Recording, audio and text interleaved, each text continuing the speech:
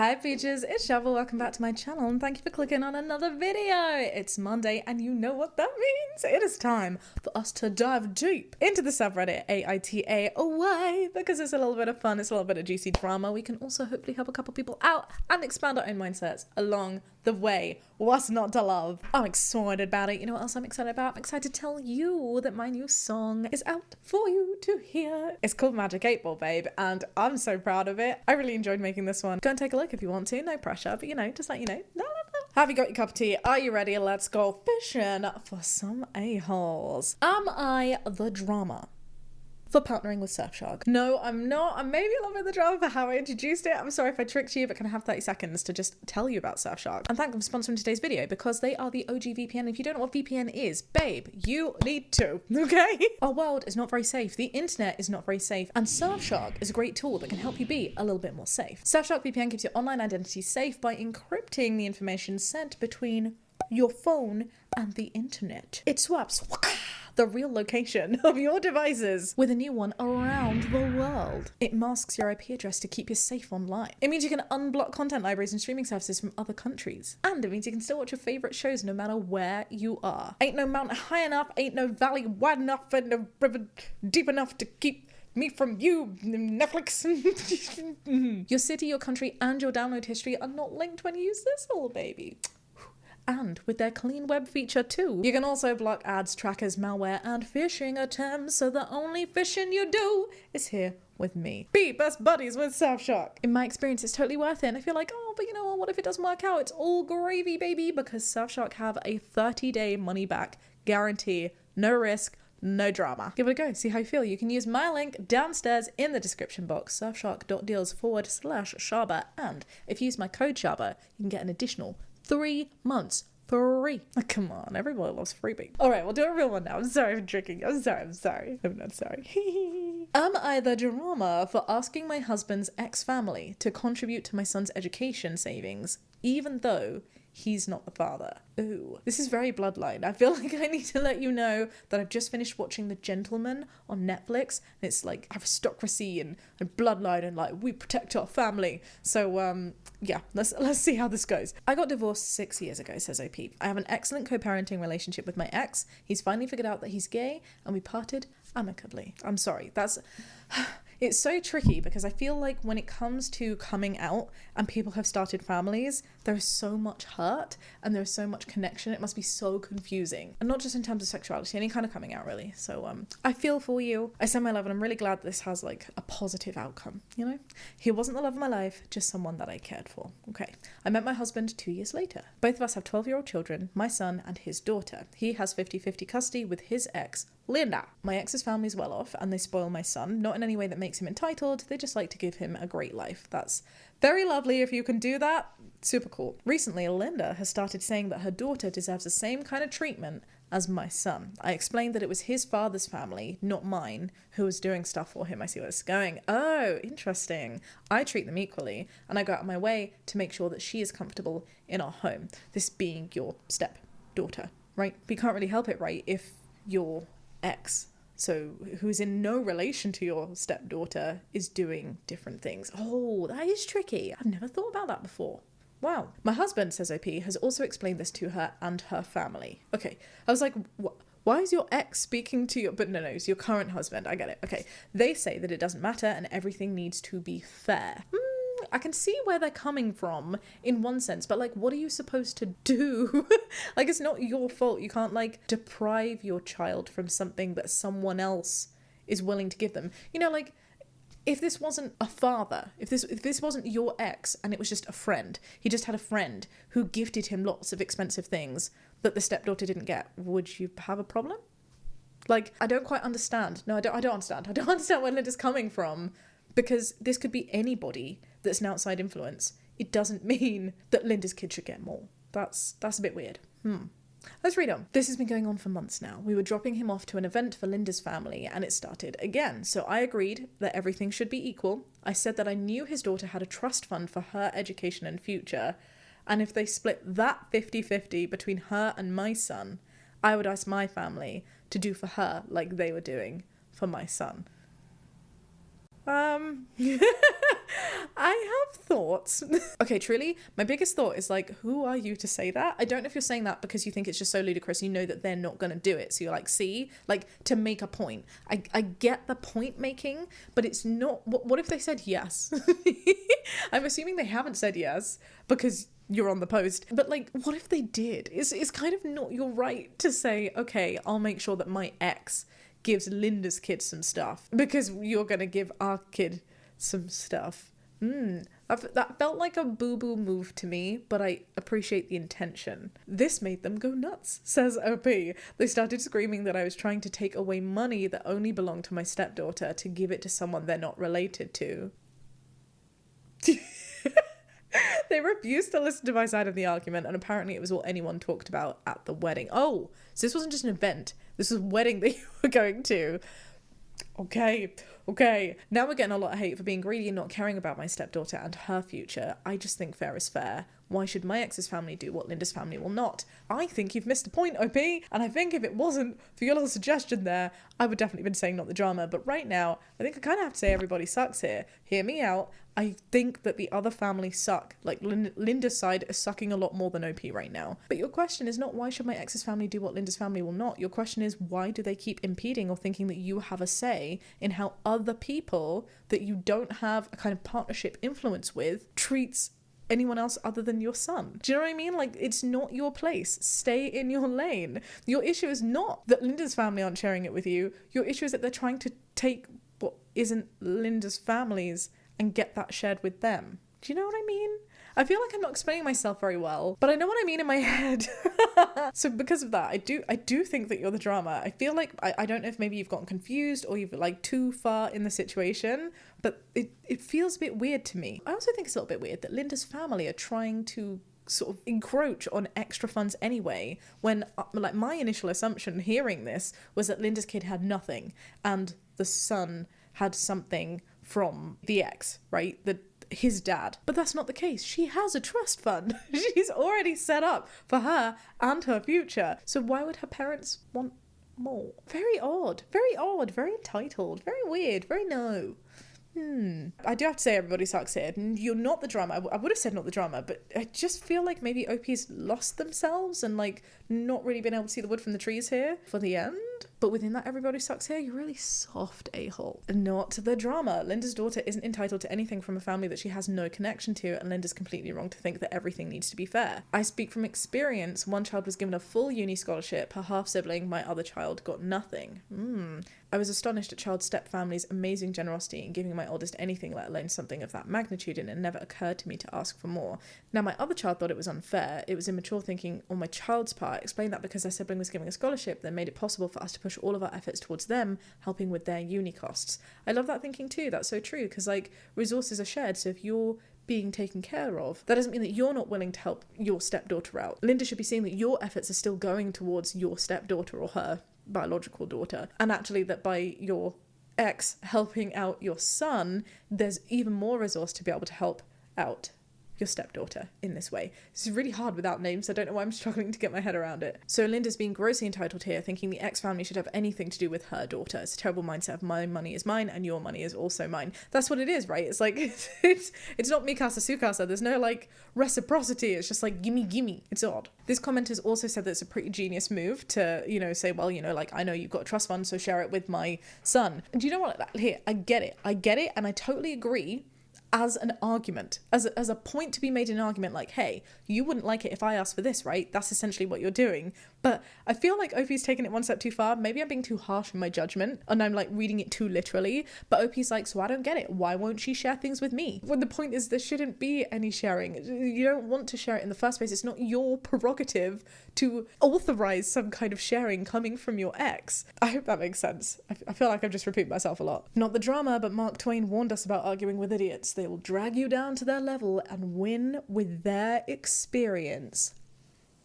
Oh my goodness, this has blown my mind. Don't argue with idiots. They'll drag you down to their level and win with their experience. Wow. This is one of those quotes that I need to like just capture mentally within my brain and see every time I shut my eyes, because that is incredible. That is life-changing. That is amazing. I love it so much. Thank you, Mark Twain. I don't know where this is from. I want to know where this is from. I totally agree. OP is not the drama. Just wanted to comment on the story. You mentioned that your other daughter was just being immature, thinking that it was unfair, but respectfully, I want to disagree. So this is to the other commenter. I don't think it's fair, but also life isn't fair. One person wins the lottery, others don't. One person loses their job, others don't. It's actually a really good point, and it's so true. Doesn't mean it needs to be nice, doesn't mean it needs to be fair, but it is the reality of the situation. It's not immature to feel it's unfair or even to be jealous, but if we can realize that this isn't something that someone has to fix, it's just the reality of the situation, we don't need to take it out on the person who just happens to be lucky. I think that's a really good point. And I have to say, like, I don't think it sounds like none of this hostility or arguments are coming from your stepdaughter anyway.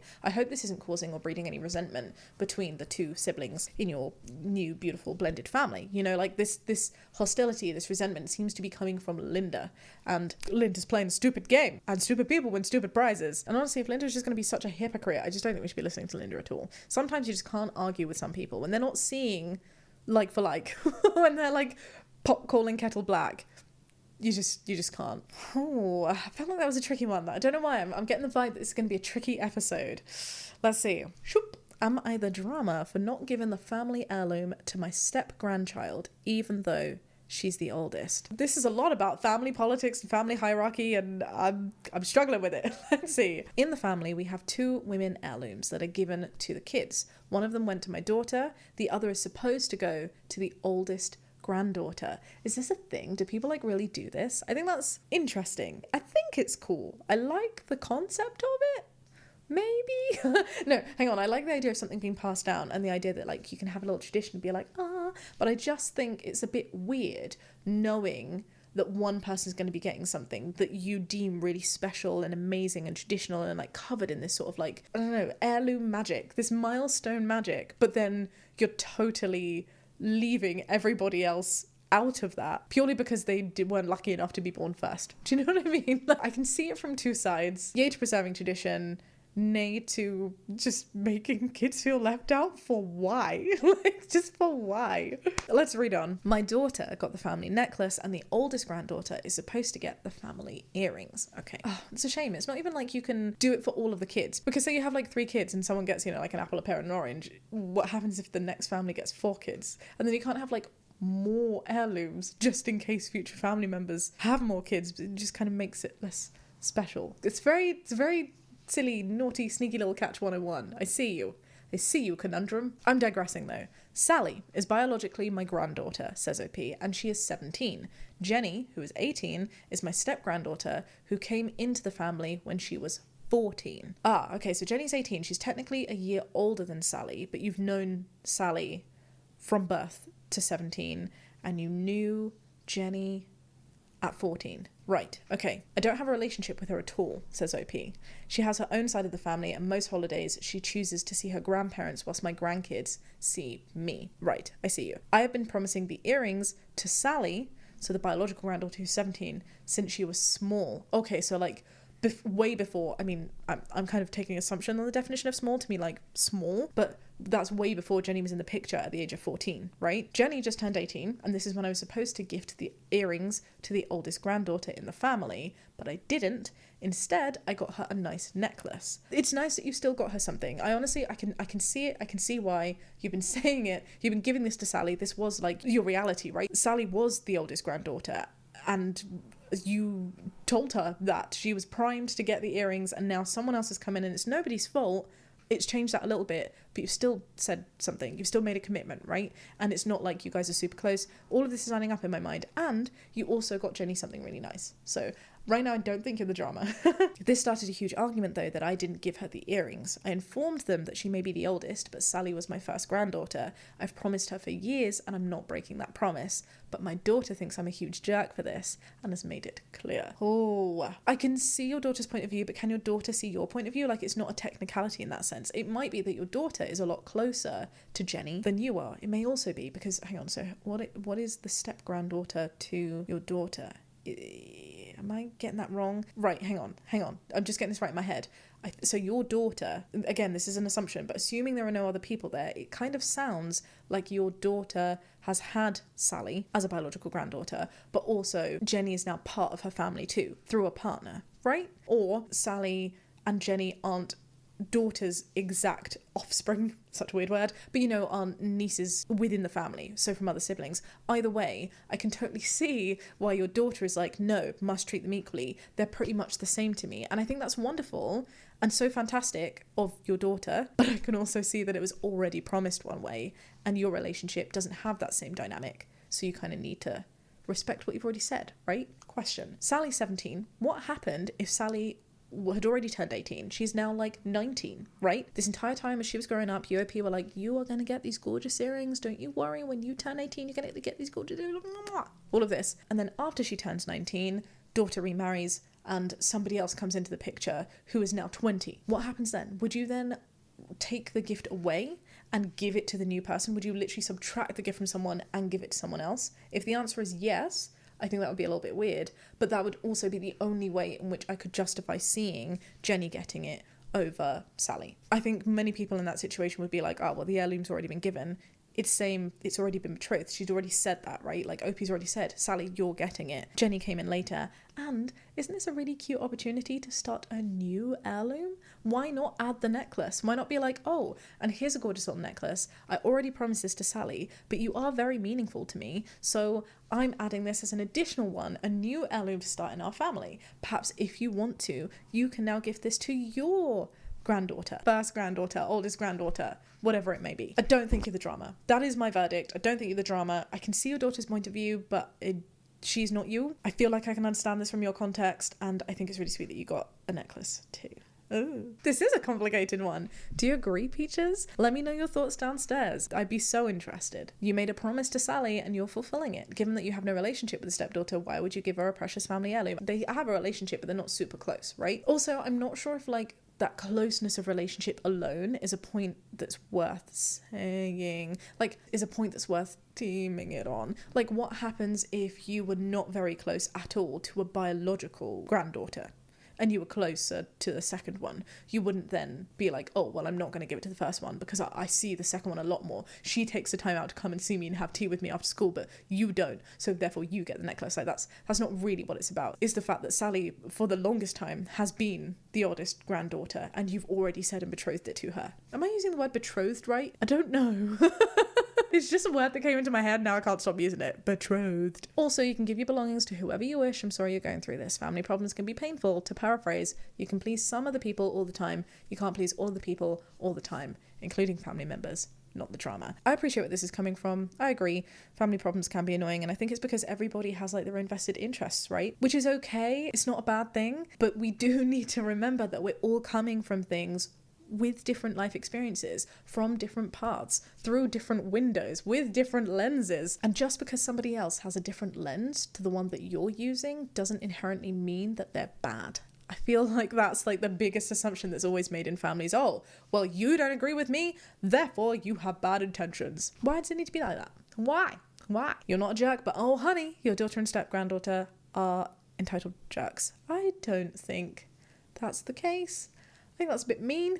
I definitely don't think it's fair to call the step-granddaughter an entitled jerk. She doesn't seem to be saying anything. I think it seems to be the daughter's thing to be like, I don't want there to seem like there's any favourites or specific non-favouritism because of the stepness of the relationship. It might even be that your daughter is feeling that sort of pressure because she might be hearing or seeing some other sort of non-cohesiveness, non-fully blending of the families from the partner that she's with, who's brought in the ex-person, again, assuming that it's her step-granddaughter. But then you've navigated around this by getting her a really nice necklace. So I'd also say that necklace is of greater value than earrings. Obviously it depends on the necklace and the earrings, right? But I feel like a necklace feels more special than earrings. So it's not like you were like, oh, I'm going to get you the toe ring that symbolizes something less than earrings. It's still a really remarkable gift. I just think it's very sweet. No jerks. I don't think there's any jerks. Someone else has said, since you were promising the earrings to Sally since she was small, you're clearly not the drama. Sally's been your granddaughter for 17 years, Jenny for 4. So you're right, Sally is your first granddaughter. That is a wonderful way of thinking about it. I totally agree. There is no way to refute that. It's first granddaughter, not oldest granddaughter. Actually, what did the post say? The post did say oldest granddaughter, not first granddaughter. But I guess that could be interpreted as first. Someone else has said if the daughter divorces the husband, then the heirloom is gone. I mean, Yeah, but is that really how we're gonna play? If the granddaughter who was within the bloodline went no contact for whatever reason, joined a cult, just was a total asshole, like there are so many reasons in which an heirloom could just be gone. They could sell it. It's not everybody will respect the intention and the tradition and the history of an heirloom, but it doesn't mean that because of those potentials we shouldn't be giving it to someone. I think it's arguments like this that we need to be really careful of, because these ones are the ones that are grounded in being discriminatory just because somebody is a step grandchild, a step whatever, not part of the bloodline, which isn't important in families. It's really not. And I think that's the point that ultimately makes me feel like OP is not the drama here, because OP is not basing it on the stepness of the relationship. It's just on the fact that she was trying to follow the rules and she said it first. She bequeathed it? Betrothed? Bequeathed? Is that the right word? Maybe I was thinking bequeathed. I think I was thinking bequeathed. All right, let's move on. Am I the drama for telling my sister that I'd like to go to restaurants with a healthy option and will bring healthy snacks for the hotel on our vacation, possibly ruining her trip? Oh, let's see. It's all about the family politics, this one. I'm a 33-year-old woman. My younger sister, 27, offered to take me on a trip as a birthday present. That's really cute. She paid for the hotel and we each paid for our train tickets. We've been texting back and forth about things that we'd like to do, and I tried to make it clear to my sister that I would like for both of us to enjoy the trip, so I don't just want to do things that I want to do. That's sweet. Where did it go wrong? Today, I mentioned that I would be bringing my own snacks for the hotel room because I've recently started eating healthier and I've lost some weight. My sister got huffy and said that ruined all of the restaurants that she was planning on us going to. I was confused and said that I don't mind where we go, I'll just choose a healthier option off the menu. She said that there was no healthy options on the menus for the places that she wants to go because they are all bunnies' heart attacks in a bucket. There's always a healthy option on a menu. There's always even if there's not a healthy option on a menu, you can ask for things to be customized, things to not be put on, to ensure there are healthy options on a menu. Do you know what I mean? This is interesting. My mum was in earshot of our conversation and backed me up that we should go somewhere where I have an option to make a healthier choice. My sister got really upset and said that she's been paying an arm and a leg for this vacation and now she can't even enjoy it. Am I the drama for ruining my sister's trip? Interesting. There are so many thoughts going around in my head. Okay, let's double side this. I think you are not the drama because, one, it's your trip. Technically, it's your trip. It's your birthday present. You said, I want to make sure that things that we both do, but also it's ultimately your trip. So if that's what you want to do, that's what you want to do. Number two, no one should feel forced to eat something that they don't want to eat. If you don't want to eat super unhealthy food, you don't want to eat super unhealthy food. I get it. Also, circumstances change. There are times, I have PCOS, so I can relate to this a lot. I get very annoyed when people are like, oh, constant diet, blah, blah, blah, blah, blah. I'm like, oh God, this diet culture is just so much. At the same time, there are moments in time where I'm like, oh Jesus, I've just randomly put on 2 to 3 kilograms and that's not something that I want for myself right now. I'm feeling it affect my exercise levels, my breathing, my sleeping, whatever. I don't want that for me. So I am going to go on a bit of a weight loss moment right now. I'm going to go on a bit of a dieting moment so I can rebalance that. And I would feel really frustrated if I was in that stage and someone was specifically like, no, you must eat a heart attack in a bucket. Like, I don't want to do that. In fact, I feel like in many ways we already do kind of feel that. Like, everyone is susceptible to feeling that. There are times where I'm like, God, I just really want to eat at home so that I can look after myself a bit better.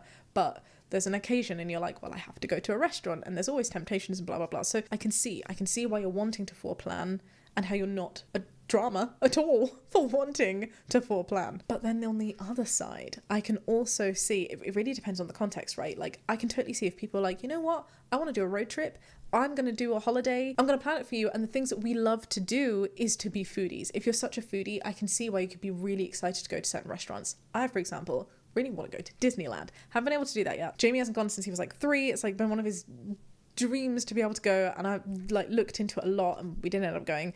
I haven't been able to do it yet, but when we do, one of the things that I'm really excited to do is to try all the little Disney snacks. I am quite a foodie. I like doing things that center out food. I appreciate good food. We're going on a US tour. Shout out to Jamie's US launch of the Tea and LGBT. It's amazing. If you're from the States and you want a really good read, this is a really good read. I've also partaken in it. So many people have partaken in it, and we're doing a US tour for it really soon, so just put that out there. But my point is, for every state that we're going in, some of the really exciting exciting things for me are the bits of food that we can eat. Like if I'm going to Chicago, I'm going to be trying a deep dish pizza. So in that sense, if you're a foodie, if your memories and the things that you bonded over as kids were going to good restaurants, or restaurants where you have heart attacks in a bucket, or eating a bunch of chicken, or whatever it might be, I can see why your sister would want to do that. I also feel, okay, I think that's really balanced it in my mind. I kind of want to say that nobody's the arsehole. No drama here. I would, however, recommend that maybe even you, wonderful OP who, is trying to get their health in gear, there are probably places that you want to go.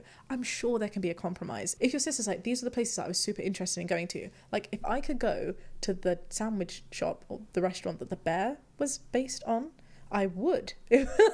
Like, sometimes those memories are not just about the food in particular, but like doing things that you've seen. Eating a beignet, not necessarily because I want to eat a beignet. I mean, I do want to eat a beignet, but because I watched The Princess and the Frog and beignets were so important to Tiana that I'd like to try one because of the media. Do you know what I mean? Like, there are so many different reasons. It might be that there are some that are particularly important for your sister. I'm sure that there's a way that you can eat healthy for a lot of it.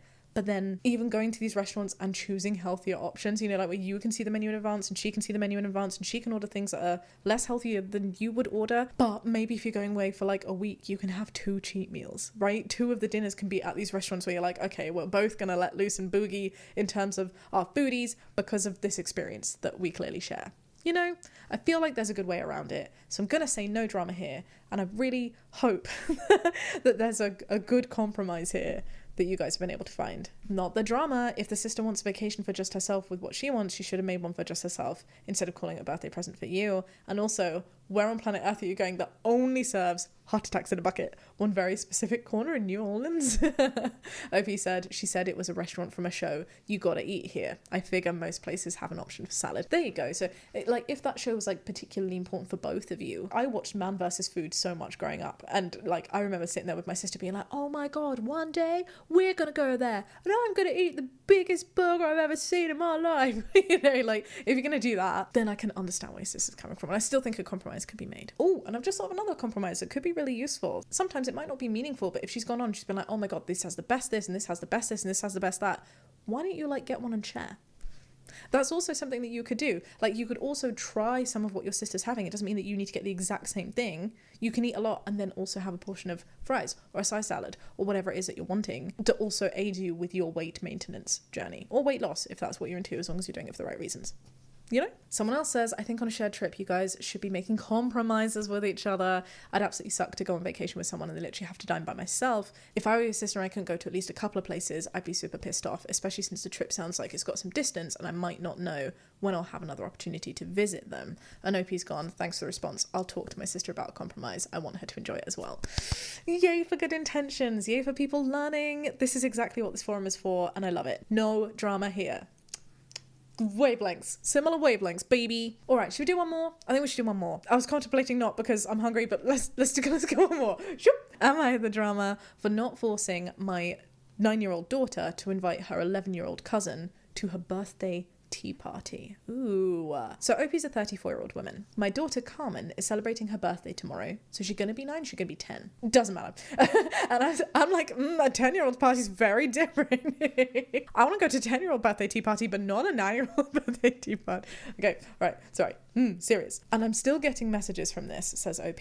My baby chose the theme, a backyard princess very tea party. Her words, lol, I love that, amazing. And my husband, Matt, 35, like always, went all out and made our backyard perfect for her birthday. Built these little tables set up, bought princess plates, little teacups, and I helped Carmen pick her outfit for the whole thing. Like it was a magical thing, super pretty. Carmen loved it. This is very sweet. Okay, the problem is that Carmen invited 9 girls, and none of them were her cousin, Emma, who's my sister Anna's kid. It wasn't surprising because Emma and Carmen don't really have a good relationship and it's not my daughter's fault. Emma is just a really mean kid that rough plays and is quite mean. And it doesn't help that she's heavily cuddled by my sister and my parents as she's first niece/grandchild. Okay, this seems fair so far. I mean, I can see why your sister might be upset, but let's read on. Naturally, Carmen doesn't like being around her and she didn't want to invite her, not wanting Emma to ruin the party. I don't blame her. Fine. She did invite Trixie, who's 8, and Emma's younger sister. Oh, and this is where the problem starts. Yup. Anna called me today, so the mum of Trixie and Emma.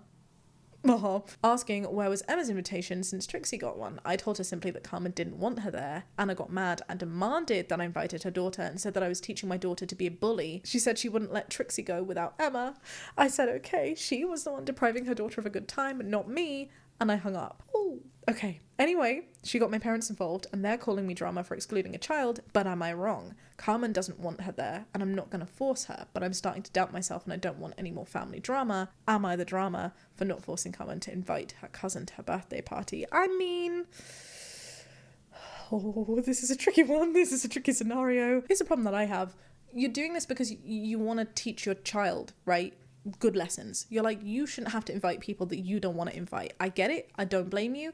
You should do what you want to do. I get that. At the same time, you're also teaching your daughter that it's totally fine and there will be no family repercussions. Like, there's no repercussions to invite one sibling and not the other when actually in a family situation, that's a pretty dramatic thing to happen. Do you know what I mean? Like, that's not going to feel good. That's not going to feel good for your sister, Anna. How is Anna going to have to describe that to her kids? Hey, lovely Trixie, get ready in your gorgeous princess outfit for your cousin's birthday party. Oh, what's that, Emma? Yeah, you weren't invited. They don't like you. They think you're a... like, in what world did you think that was not going to cause drama? And especially to not, like, let Anna know about it beforehand and be like, hey, so this is the issue. Carmen likes Trixie. Carmen feels intimidated and hurt and bullied by your other kid. Do you think maybe we should sort this out? You know? Oh, but then if she wants her there, like, just because she's family means that you therefore have to have a bully going there? Like, no, that doesn't sound right either. I don't know what the outcome should have been. I definitely feel very confident in what the next move should have been. Hearing this from Carmen being like, I want to invite one, but not the other of the duo of sisters. My next mum move would have been to go to my sister, Anna, and been like, hey, what do we do? Because this is happening. There are multiple options. Both can come. But if both come, thinking about the consequences of what that means for my child, like, I'm letting her know that her discomfort is less of a priority to me than maintaining some sort of family drama and opening her up to some potential risks of being bullied, which she didn't want, right? So that's not a fantastic option. Option 2, Trixie doesn't come and Emma doesn't come. And maybe that would have been a better way to handle it. At this stage, a birthday party is like quite a big deal. It might have been that she could have done a little different something with Anna's kids. And I'm not saying this is the right thing. I'm just saying, like, this is a potential option. Maybe Trixie didn't have to know about the party and could have been busy, otherwise occupied. Anna could have taken them both out that day and you could have had your party and then afterwards celebrated with those two. Does it feel right that Trixie would then be deprived from being able to do something that she should be able to do that also Carmen wanted to do with Trixie?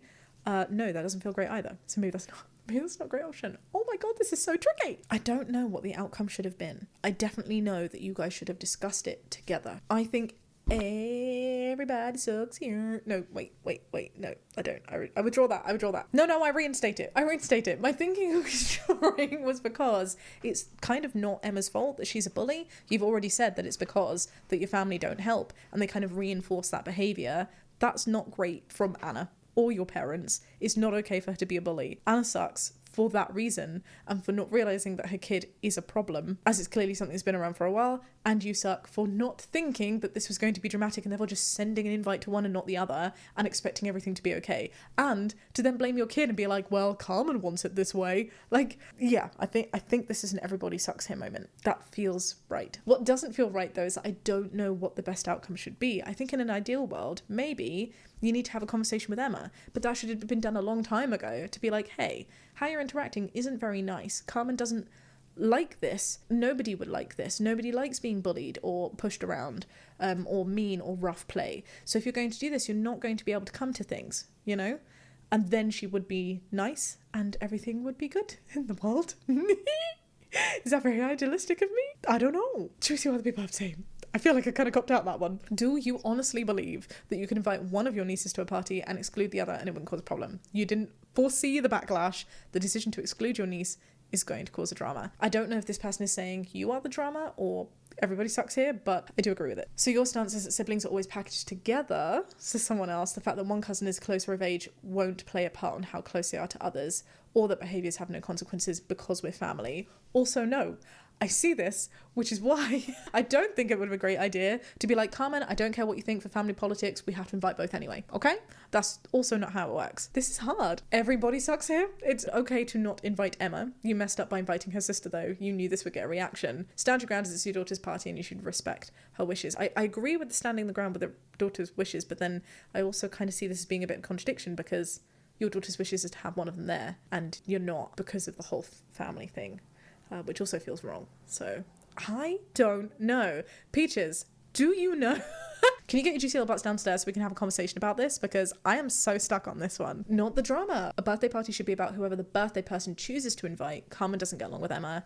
I see that. I agree. But also it's drama. Like you can't just think it's not drama. Of course it's going to be drama. Soft, you are the drama. Inviting one and not the other is a great way to make a child feel ostracized and unwanted by her extended family. I also think like it gets rid of a learning opportunity, right? Unless the learning opportunity was Carmen, you can't be invited this time because you're not being very nice, but we should work on you being nice so that you can be invited. But even that, maybe that's the way that it should have happened, but that's something that Anna should have delivered, and that would have followed a conversation that you would have had. And I also think it would only be fair for Anna to give Emma the chance to be better. Maybe if you told her about this a couple weeks in advance, because you know parties are planned in advance, then Emma would be like, no, I really want to go and I don't like the fact that I'm causing upset, so let me show that I'm not a bully and then maybe I can be invited. You know, give the child a chance to grow. This person says, I'd have invited both children and then firmly disciplined said older child if she was being a brat. It's not your position to do that though, especially if the mum is not on the same page. That's not going to work. You're just going to cause further confusion and resentment. I'm a bit nervous about that. You're her aunt and it takes a village to raise a child and you're part of a village. Yes, but also the biggest part of a village is the one that needs to reinforce it. And if that's not happening, you could end up causing more harm than good. Oh, so tricky. This is a tricky one. Oh, let me know, Peaches. Let me know your thoughts. As you do, don't forget to check out Surfshark. Oh my gosh, I'm going to have so many conversations about this one later. The link and discount code are downstairs in the description box. Thank you so much again for joining me, my loves. If you enjoyed this video, give it a thumbs up. Subscribe if you'd like to see more. It super duper helps me out. Truly, I would really, really, really love it if you could check to see if you're subbed. And if you haven't, maybe you might want to just click that little sexy button right there. It doesn't cost a thing. For now, though, I will love you and leave you, and I'll see you in another video. Be kind and have a great day. Bye.